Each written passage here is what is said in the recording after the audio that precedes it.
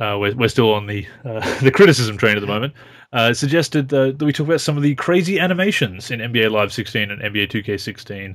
And again, I would actually say that's more of an NBA Live problem than 2K, although 2K does you occasionally see animation issues in 2K, but as far as the really crazy stuff, you're really looking at NBA Live.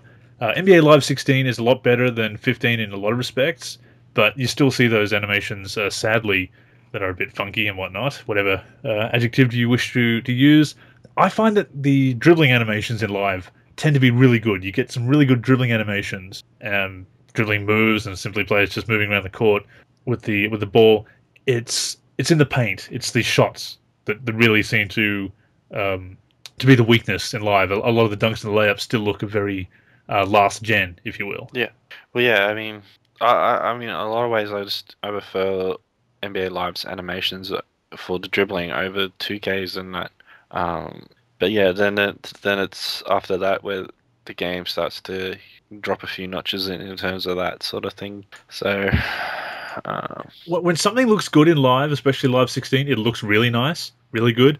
When it looks bad, it looks really bad. That's the problem. There's a real, I don't like false dichotomies. I don't like the tendency we have online that it's either really good or crap. There's no in between. Yeah. But with Live, there's not a lot of in between. What looks really good, and what looks bad, looks really bad.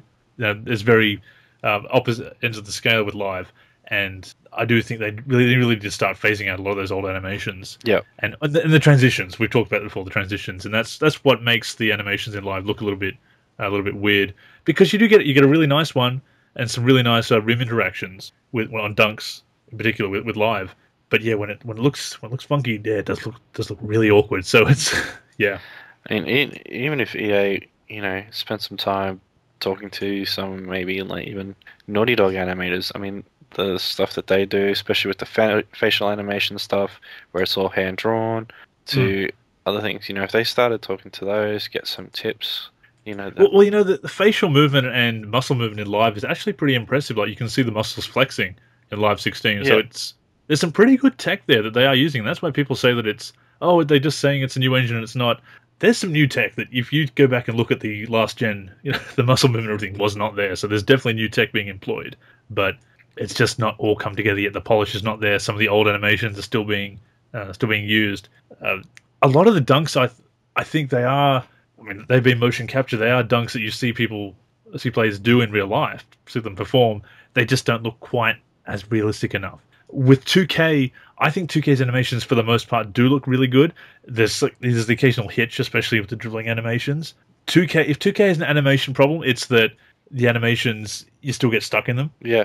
And I think the main problem with 2K's animations, in my opinion, is getting that balance between player control and the animation quality. Animation quality is really good. Control's pretty good these days, I feel, but it's still not quite there. Live's got really good one-to-one dribbling controls and whatnot, and really great one-to-one controls, but the animations don't quite look as good. So both from opposite ends of the spectrum, both developers are kind of coming together on that whole how does it feel good and look good problem. Yeah, I agree. I mean, and for me, with some of 2K's animations, is how the CPU still takes over it. And it sort of comes into that moment of lost control. Is sort of breaks that immersion. It's like, that wasn't what I was doing. So and it goes the wrong direction, steps out of bounds, those kind of things. That's when you sort of have those controller throwing moments.